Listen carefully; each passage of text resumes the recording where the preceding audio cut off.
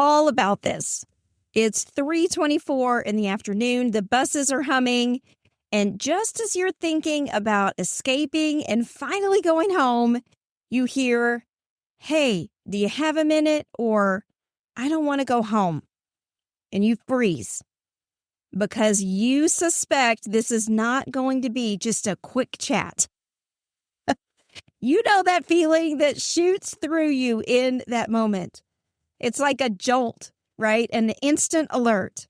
And your brain starts calculating, what am I up against? And what do I do now? And your heart is going, please, not today. You've probably felt that mix in your career before. Compassion mixed with panic, with a little frustration and maybe even some guilt. And they all swirl together like a tornado all at once. It is the school counselor's version of emotional whiplash. But here's the thing that nobody talks about. Those moments aren't random. That timing, those last few minutes of the day, those disclosures aren't coincidence. They're perfectly timed by students' nervous systems themselves. And here's what I'll tell you that nobody else will. Sometimes the best thing that you can do in these situations is not to jump into action, but to say, hey, we'll get to this tomorrow morning, and mean it with your entire heart. Because not all of those 324 confessions are emergencies. They're neurobiology. And once you understand the science, everything changes. Hey, school counselor, welcome back. In this episode of our Why Do They Do That series, we're tackling one of those everyday mysteries. Why students drop their heaviest confessions right before the bell or before a break. It has less to do with your availability and a whole lot more to do with their biology. So if you're ready for some straight talk, my friend, some clarity on your work and maybe a little bit of rebellion, you're going to be in the right place. I'm Steph Johnson, and this is the School for School Counselors podcast. All right, so why do they always wait until the last possible second? You've been there, you've had your backpack on your shoulder, your keys are in your hand, and then you see a student lingering, and they say, "Can I just tell you something real quick?" And you just know it is not going to be quick. That timing is a form of self-protection. Adolescents live in a constant tug of war between wanting to tell and being terrified to tell. Blakemore and Mills describe this as a neurological conflict. The limbic system fuels urgency, but the prefrontal cortex manages foresight. During the chaos of the school day, the emotion usually wins. But by the final bell, when the noise starts dissipating, when the people start filing out of the building, their body quiets just enough for reason to catch up. And that's when their brain says, okay, you can do this now. So when you hear, hey, do you have a second at 3:24? Understand this, it's not manipulation. It sometimes feels like it, but what it really is biology. It's because their nervous system has finally given them the permission to speak. So remember in the hoodie episode, which was the last one before this, when we talked about polyvagal theory and how the nervous system has to feel safe before it can connect. This is the same principle, different timing. Stephen Porges explains that under stress, our body stays in fight, flight, or freeze. For many students, that's the whole school day, right? Crowded halls, loud cafeterias, constant social navigation, and academic pressures. But when the building starts to quiet, something shifts. Their body slips toward what Porges calls ventral vagal calm, the state that allows connection and vulnerability. And when that calm finally appears, so does the truth. That's why disclosures tend to cluster. either in the last minutes of the day or right before an extended break, because their body is finally saying it is safe enough now. For trauma-exposed students, this may be the only daily window where vulnerability is even possible. I remember I had a student once who hovered at my doorway every day while everyone else was walking out the doors. She wasn't waiting for me. She was waiting for her nervous system to let her speak. And as Dan Siegel teaches, the brain has to feel safe before it can engage, even in curiosity. And at 3:24, it finally can. So, if safety is the key, why don't students show up earlier? Like lunch or a free block or a passing period? Because safety isn't just about you. Safety is about the context. Porges calls this neuroception. It's our body's unconscious scan for safety or danger. During the day, even if you're safe, the context may not be. Someone might overhear, right? Someone might question where the student is. The bell might interrupt them, or a peer might see them walk into your office. But at 3:24, the building empties, the witnesses disappear, and the day ends anyway. So the situation finally feels safe enough. And here's the part of all of this that is fascinating, but also frustrating. Students don't choose this moment despite your limited time. They choose it because of it.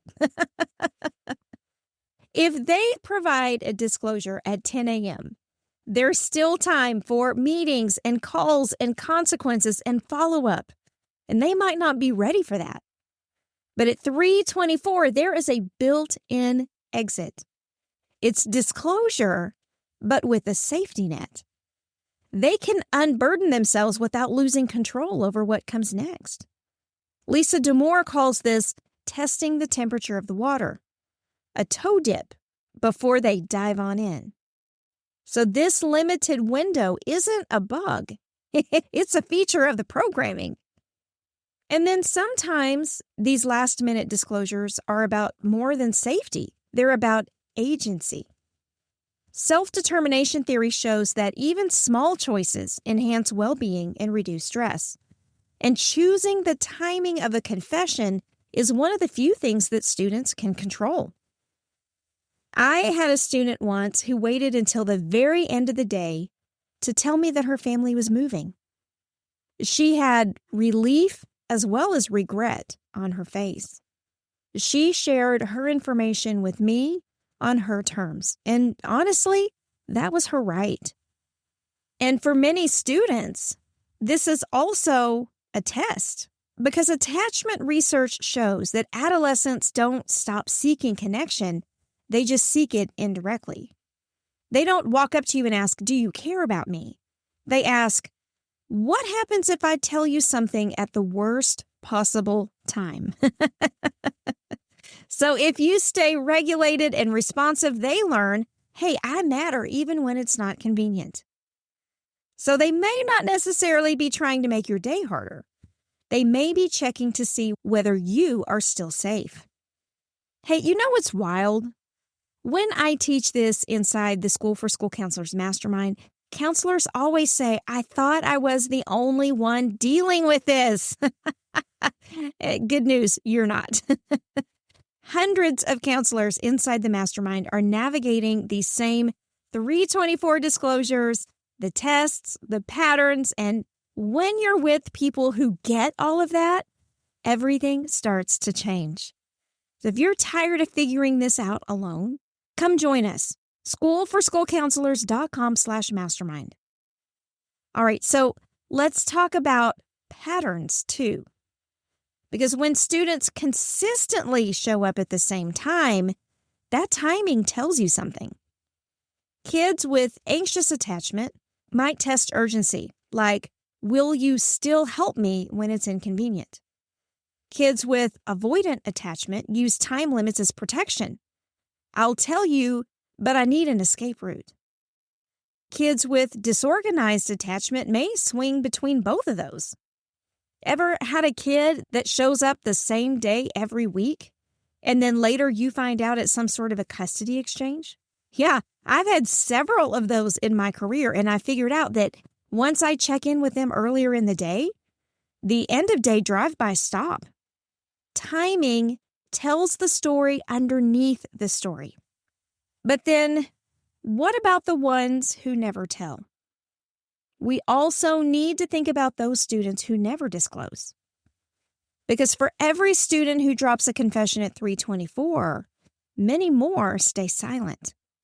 And it's not because they don't need help, but because their nervous system never signals safety. Vanderkolk writes about this.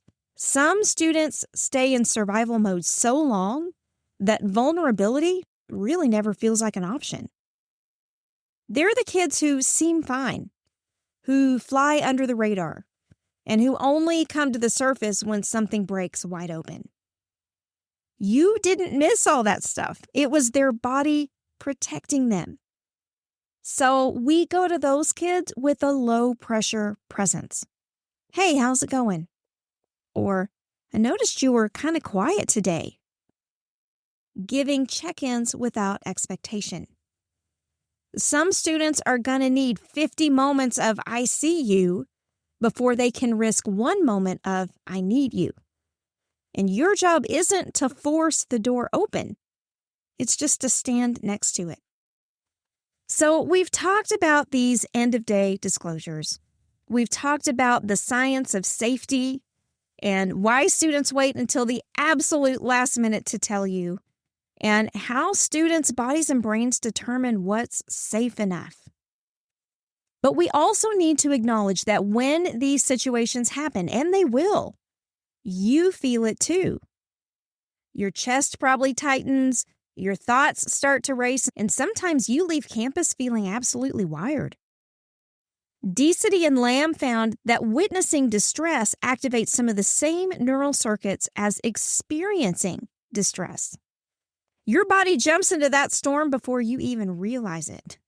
So when you get these end-of-day disclosures, make sure you pause and breathe out slowly, drop your shoulders. Maybe even name one feeling for yourself. You can't co-regulate anybody from a flooded nervous system, right? So protecting your peace isn't selfish. It's very, very strategic, especially in moments like these. Because here's what's happening in your body at 324.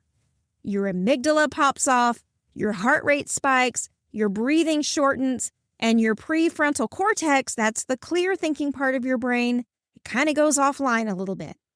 And that urge to fix everything instantly is your nervous system mirroring theirs. If you respond from that state, you will not be co-regulating. You'll be co-escalating. Dan Siegel calls this catching someone's emotional state. So before you respond, take a breath. In for 4. Hold for 4. And out for 6. It brings your thinking brain back online and creates just enough space to respond instead of react. So don't skip that. Now, we've been trained to treat every 324 disclosure like it's a crisis, haven't we? But the urgency that we feel in these situations is often ours. It's not theirs. Students are not showing up asking for a 6-minute miracle. They're asking you to be a witness to what is heavy. And when we start rushing through these situations, we undermine what they're really testing, which is, can you stay calm when I can't?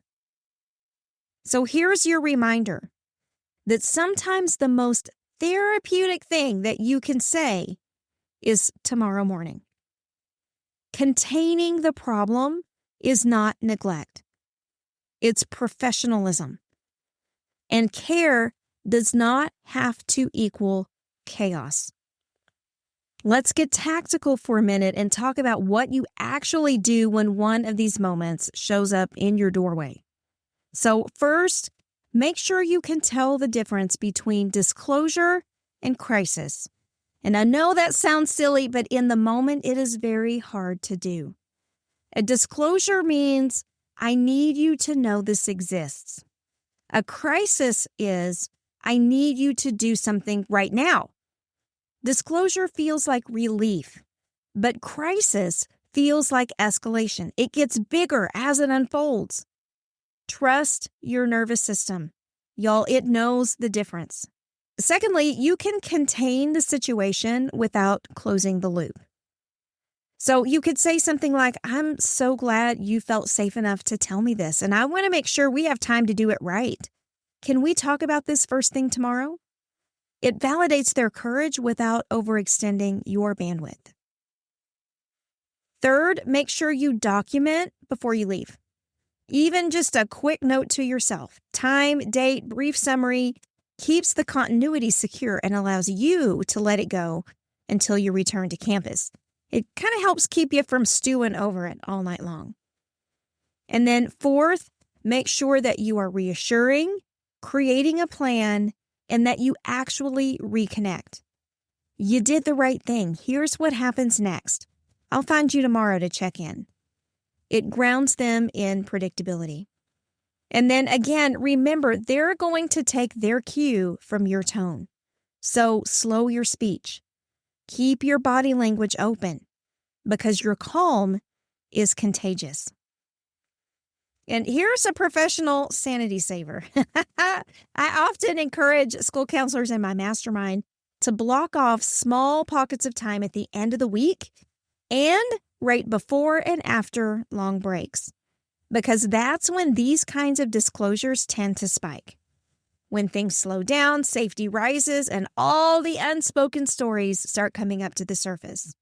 So instead of being blindsided, plan for it.